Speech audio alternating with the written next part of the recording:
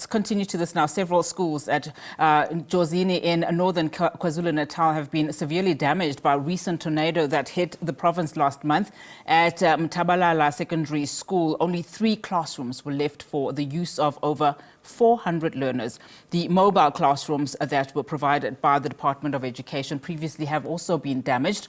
Several other schools with mobile classrooms that were damaged by storms in previous years have yet to be fixed. SABC News reporter Nonhlakanipho Magwaza is tracking that story for us. Since the morning, we've been visiting several schools in the area at the Jozini in the far northern parts of KwaZulu-Natal, where the inclement weather or the tornado wreaked havoc in one of the schools at Mthabalala Secondary School, where only 3 classrooms were left intact after the tornado. All the other classrooms, including the mobile classroom, were destroyed by the tornado. However, we did find out from the community that there are some other schools that have been affected by inclement weather in the previous years, but the department has not come through to rebuild the schools. But with me now, who will be telling us more about this, is the SGB chairperson of Nethezeka Primary School that has over 1,000 learners enrolled at the school. He'll be telling us more about what exactly have they been talking about with the department, and whether or not the current state of the school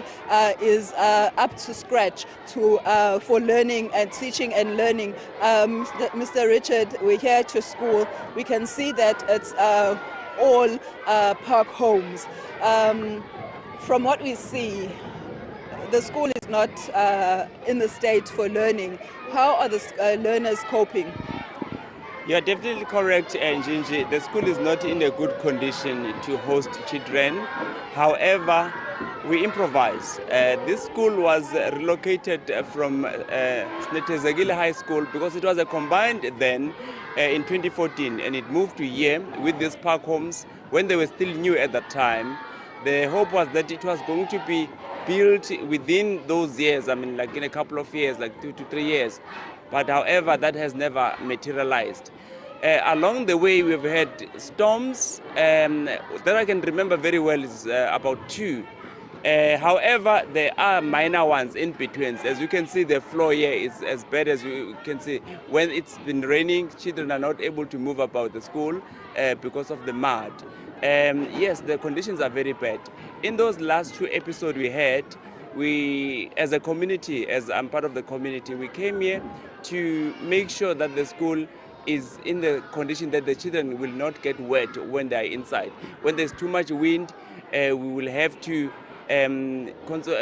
reinforce the windows. I'll show you on the other side where the windows were changed into steel instead of the window pails. So yes, the school is not in a very good condition. However, we are hoping that it will be built very soon. I see that there are some reinforcement here and there. Was this done by the community? Yes, definitely. As you can see, these wires put here. What happened during that heavy storm, the school or these classes were just disintegrated, so they fell apart. So it was sliding underneath. As you can see, we had to put the poles here, put the wires, just to make sure that this part and this part do not go apart. But when there is wind and heavy rain, we do get some rains inside because of the holes and stuff like that.